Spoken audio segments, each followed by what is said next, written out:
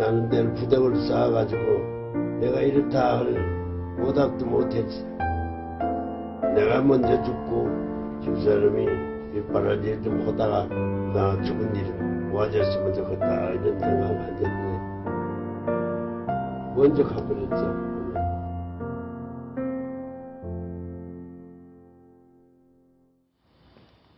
시작부터 첫 소식 1위 뉴스가 나왔습니다. 1위입니다. 막 내린 그림자 내조. 6위 박정희 전 대통령이 맺어준 인연. 김종필 전 국무총리의 부인 박용옥 여사가 어제 저녁 별세했습니다. 고인은 척추 협착증과 요도암으로 투병해왔던 것으로 알려졌었죠. 64년간 동고동락한 아내를 떠나보낸 김종필 전 총리의 목소리부터 먼저 직접 들어보시겠습니다. 총리님 마음이 좀 많이 무거우실 것 같아서 심정이 좀 어떠하신지. 마지막에 정원 보원들은 허무한 생각밖에 안 들어. 생전에 나 참 많이 그 나는 데를 부덕을 쌓아가지고 남편이라는 나를 좀 도와줬는데 내가 이렇다 할 오답도 못했어. 64년 됐죠. 결혼한 지. 유교사변 일어나가지고 중국은이 들어와서 전부 우리가 오산선까지 후퇴하고 그럴 때 대구중앙교회에서 결혼식을 올렸는데 그때 심적으로는 빨리 결혼식을 해야지 그렇지 않으면 호래를 죽었구나. 그때 결혼하고 64년 날 좀 잘 도와줬어. 결국 뭐 암만 사랑하는 사이라 하더라도 죽음을 보니까 정체 허망하다. 목소리는 카랑카랑 하시지만 허망하다는 말을 계속해서 되뇌이고 있습니다. 이도영 차장. 네. 일단 김종필 전 총리도 몸 상태가 좋지 않은데도 불구하고 작년부터 투병 생활했던 이 부인을 극진하게 병관을 하지 않았습니까? 그렇습니다. 건강이 악화된 것은 지금 화면에 나왔던 김 전 총리입니다. 2008년 뇌졸중 때문에 이 오른쪽 팔 다리가 불편해서 휠체어를 타고 다녔거든요. 그런데도 불구하고 지난달 8일이었죠. 지난달 8일이 본인의 90번째 이 구순 생일이었는데 이 측근들과 저녁을 먹은 이후 8시에 모두 보낸 다음에 본인은 직접 병원에 누워있는 이 박 여사, 본인의 아내를 위해서 이 빵을 사가지고 병원을 찾아갈 정도로 계속해서 본인의 이 건강 상태에 아랑곳하지 않고 이 투병 생활하고 있는 아내를 돌보기 위해서 애를 쓴 그런 모습들이 여러 번 전해지고 있습니다. 네.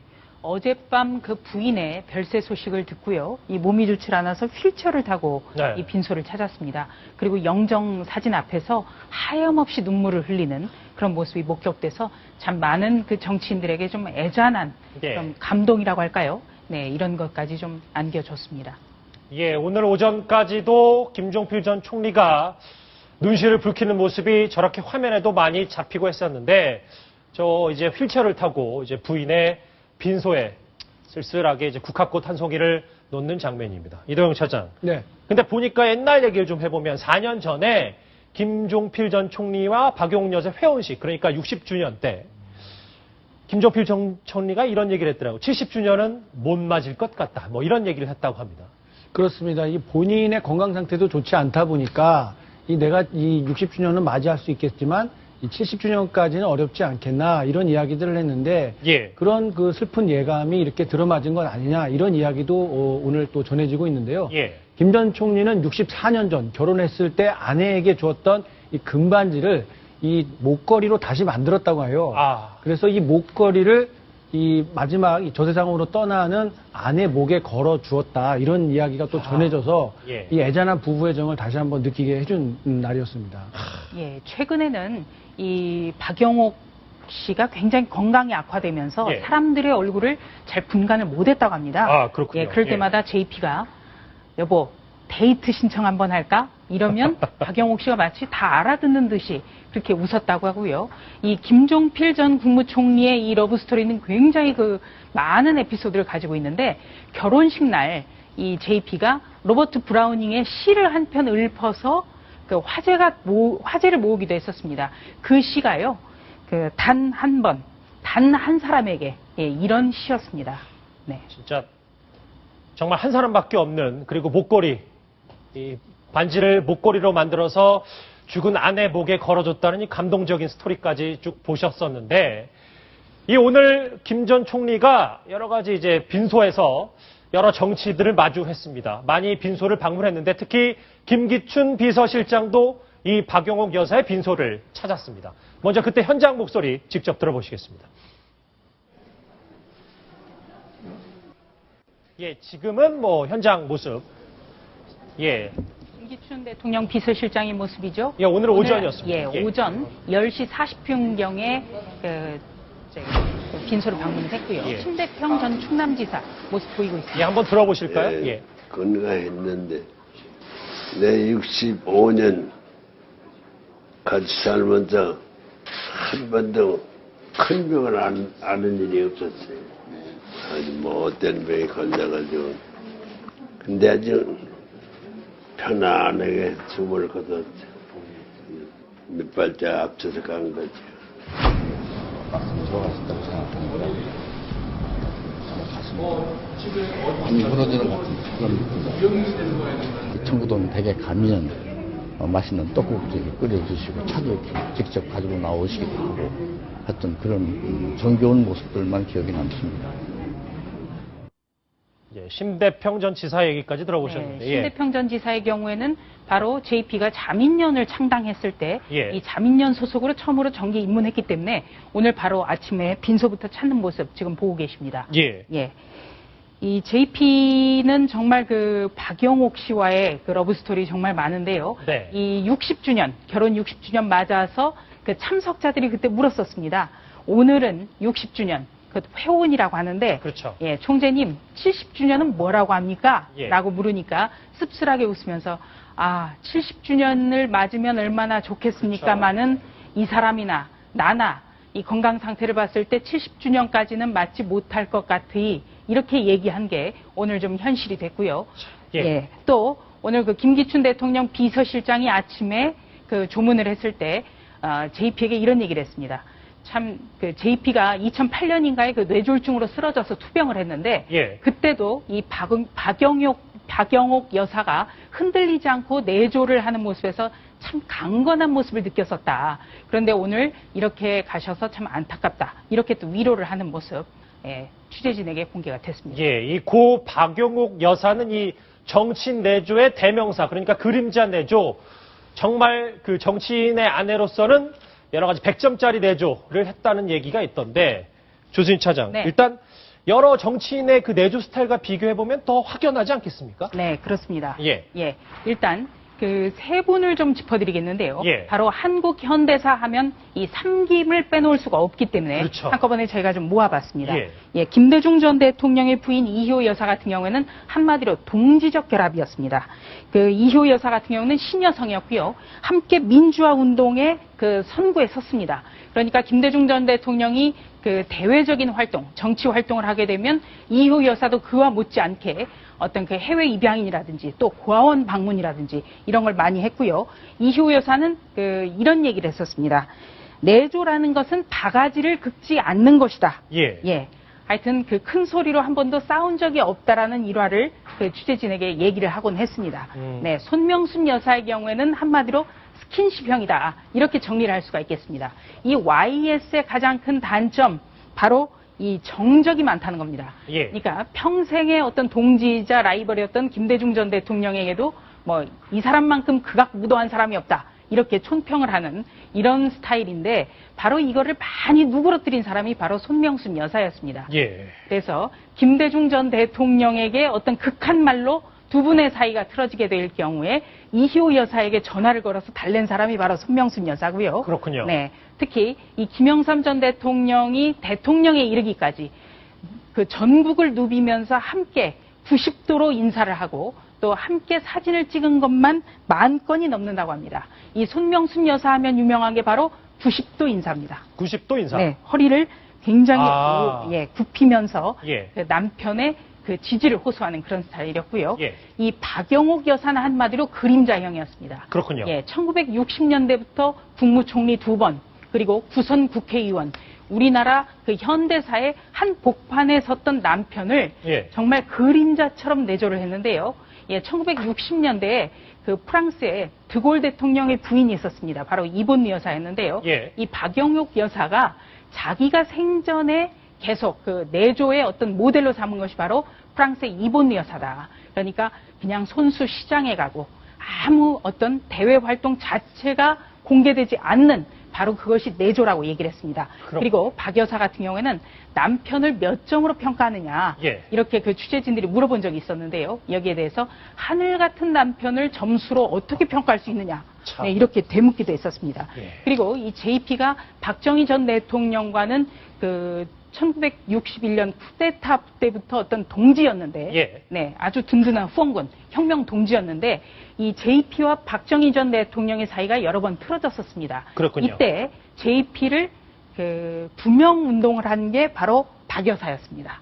네, 그렇군요. 보이지는 않았지만 굉장히 밀착한 네, 그런 그림자형 내조 아주 대명사입니다. 자, 그림자 내조의 대명사 얘기까지 봤는데 그런데 이 박용옥 여사와 박근혜 대통령 사이에도 뭔가 특별한 인연이 있었다고 합니다. 어제 만난 김종필 전 총리의 인터뷰 내용에서 그 단서를 알 수 있는데 그 내용 직접 들어보시겠습니다. 박정희 전 대통령 진례라는 건 알지. 결혼식에 밖에 시끄러워 막 사람들이 소리 지르고 그래. 그게 뭐냐 그러니까 박 대통령이 저 황소 한 마리를 사가지고 대구로 보냈어. 그리고 쪽지에 내가 의당이 결혼식에 가서 축하를 해줘야 할 텐데 기관이 알다시피 그냥 참 싸울 때예요 그게. 1951년 2월 15일. 그래서 내가 지는 못하고 황소 한 마리를 사서 보니까 이거를 손님들 치르라고. 아, 황소 선물을 박정희 전 대통령이 줬다. 그러니까 어쨌든 김종필 전 총리와 박용옥 여사 사이에는 박정희 전 대통령이 있었네요. 그렇습니다. 박정희 전 대통령이 직접 중매를 선 건데요. 예. 예. 이 박 여사는 박정희 전 대통령의 바로 조카딸입니다. 그렇죠. 세채영 그 박상희 씨의 딸인데요. 그 가장 아꼈던 조카였습니다. 가장 그런데 아꼈던 조카. 이 한국 전쟁 당시에 이 같은 장교로 있었던 JP에게 박정희 전 대통령이 어느 날 묻습니다. 내 조카딸이 한 사람이 있는데 자네에게 도움이 될 거네. 그러니까 준다는 얘기를 넌지시 물어봤는데요. JP가 이때 본인이 생각이 있다면 나도 좋다. 예. 이렇게 답변을 했고요. 박정희 전 대통령이 본인에게도 물어봤는데 좋다고 한다. 이렇게 해서 결혼을 하게 됐습니다. 이게 1951년이었고요. 이때 결혼식 날 황소 울음소리가 들려서 밖에 나가봤더니 마당에 황소 한 마리가 떡하고 있더라는 겁니다. 황소 한 마리. 예. 예. 그러면서 이 편지가 있었는데 박정희 전 대통령이 전쟁 중이니 내가 갈 수는 없고 황소를 보내네. 이렇게 해서 이 황소를 가지고 결혼식 사흘 동안 이 축하 파티를 벌였다는 게 이제 김종필 전 총리가 직접 얘기를 했었던 거죠. 그렇군요. 지금 뭐 김종필 전 총리도 이 박용옥 여사와 형 그리고 이 박정희 전 대통령을 다 추억하고 있었는데 말이죠. 그런데 이 고 박용옥 여사를 기억하는 또 한 사람의 이야기를 한번 들어보려고 합니다. 자, 박근혜 대통령의 여동생 박근영 전 유경재단 이사장도 2시간 전에 빈소를 다녀왔다는데요. 박근영 씨 전화 연결돼 있습니다. 박 이사장님 안녕하십니까? 네, 안녕하세요. 예, 빈소를 2시간 전에 다녀오셨다고 들었는데 네. 심경이 어떠십니까? 제가 따님 되시는 우리 조카님한테 예,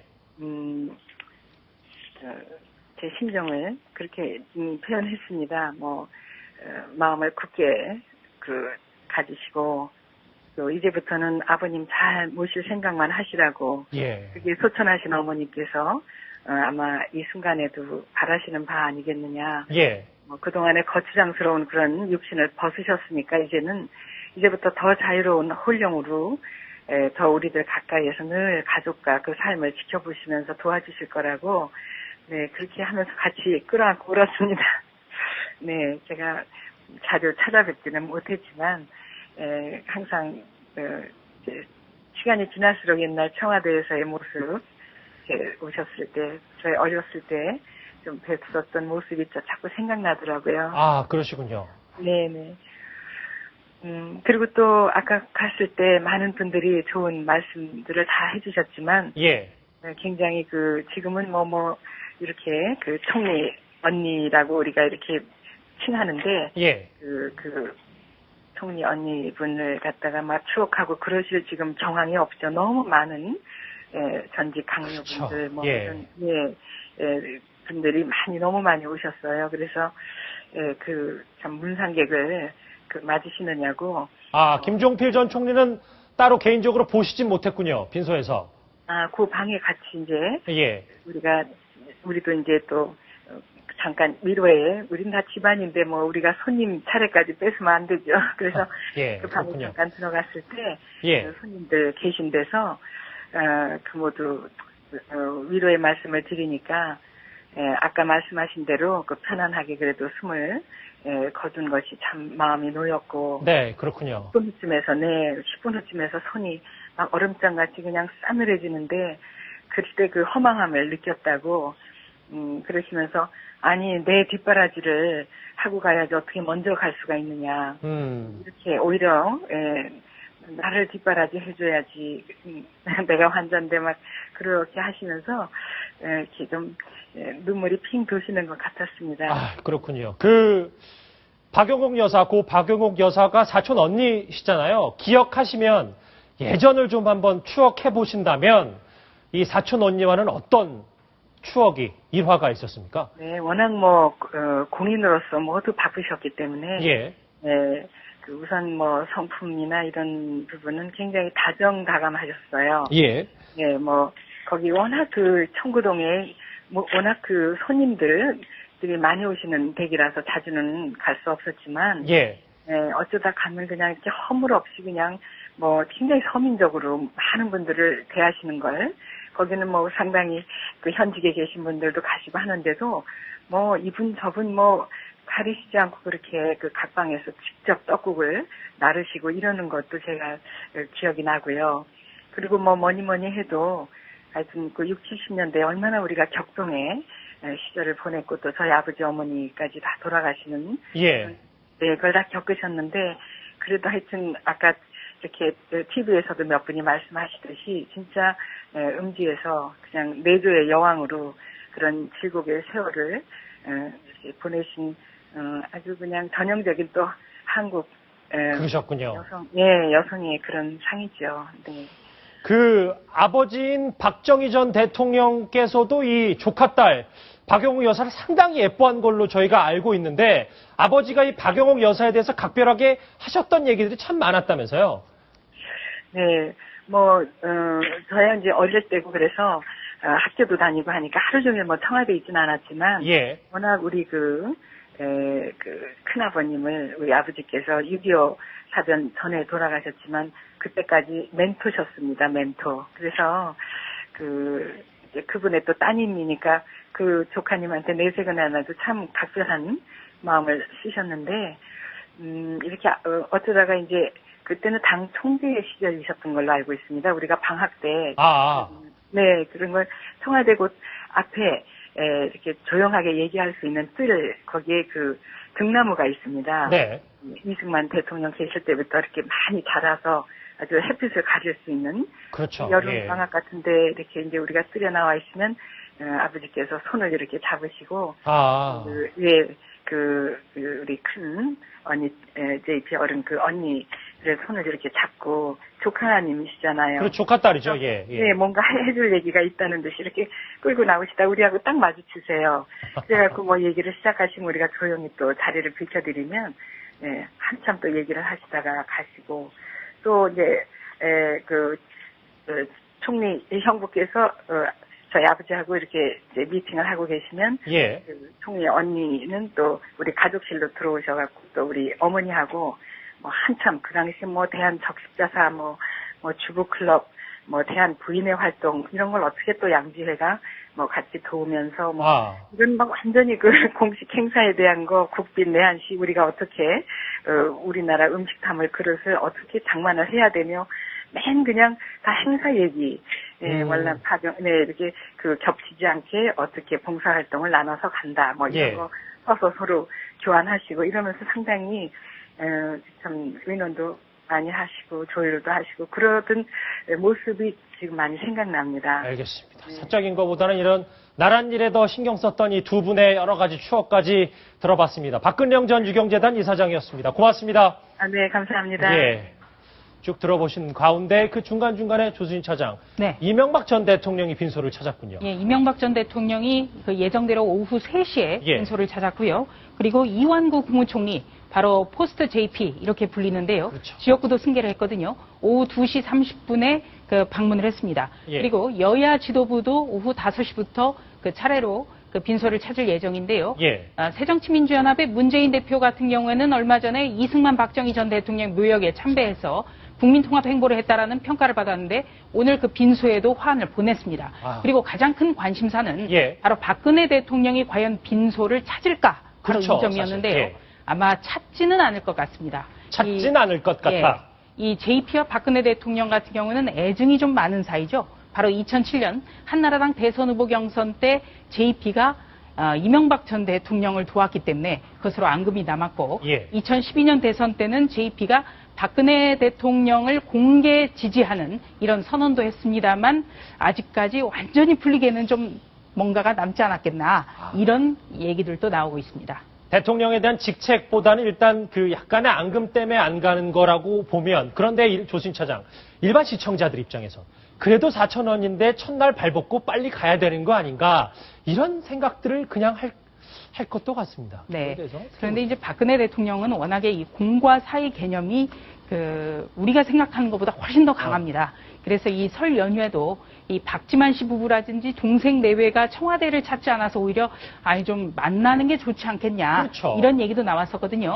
예. 사촌 언니지만 대통령이 한 어떤 사인의 어떤 빈소를 방문하는 것은 적절치 않다고 보는 것 같습니다. 그래서 이완구 국무총리가 오늘 오후 2시 30분에 그 빈소를 찾았고요. 예. 박근혜 대통령은 그냥 화환 정도로 보냈습니다. 그래서 직접 찾지는 않을 것 같습니다. 알겠습니다. 자, 이 64년을 동고동락한 아내를 떠나보내는 이 김종필 전 총리, 이미 납골당과 묘비명도 준비되어 있다는데 관련 사연이 있습니다. 목소리 직접 들어보시죠. 작년에 가을부터 시작했죠. 봄에 공사를 완결시켰는데 부여 장지에다가 나하고 집사람하고 죽음을 같이 늘 자리를 만들었어 미리. 내 원하기는 내가 먼저 죽고 집사람이 뒷바라지 좀 하다가 나 죽은 일을 와줬으면 좋겠다 이런 생각 가졌는데 그것도 마음대로 안 되더만 먼저 가버렸죠 오늘. 얘기를 쭉 들어보니까 그런데 궁금한 게 있습니다. 이도영 차장. 네. 김종필 전 총리 하면은 예비역 장성이라서 국립묘지에 묻힐 수도 있는데 그렇죠. 굳이 납골당을 준비한 이유, 특별한 이유가 있을까요? 예, 장성에다가 국무총리를 지냈기 때문에 이 국립묘지에 안장되는 데는 아무런 문제가 없습니다. 배우자까지요. 그런데 김종필 전 총리는 이미 몇 해 전에 이 자신의 고향인 충남 부여에 가족 납골묘를 이미 만들어 두고 우리 가족 제일 소중하다. 국가적인 이 일도 중요하지만 이 사후에는 우리 가족과 함께 시간을 보내는 게 의미 있지 않겠느냐. 이런 취지에서 가족 납골묘를 이미 만들어 두었고 이 아내 박영옥 씨도 화장한 이후에 이곳에 안장이 될 것으로 전해졌고요. 김 전 총리 자신 역시 주변 지인들에게 내가 사후에 죽게 되면 나도 화장해서 우리 가족 납골묘에 안장을 해달라 이런 말을 한 것으로 보면 이번 그 아내 죽음도 역시 이 가족 납골묘에 안장이 될 것 같습니다. 예, 그렇군요. 자, 어쨌든 이 박영옥 여사 현대사의 질곡을 함께한 이 남편과 함께 여러 가지 역사적 뒷얘기를 많이 감고 떠났습니다. 뉴스톱 10 팀은 이 고인의 명복을 드리겠습니다.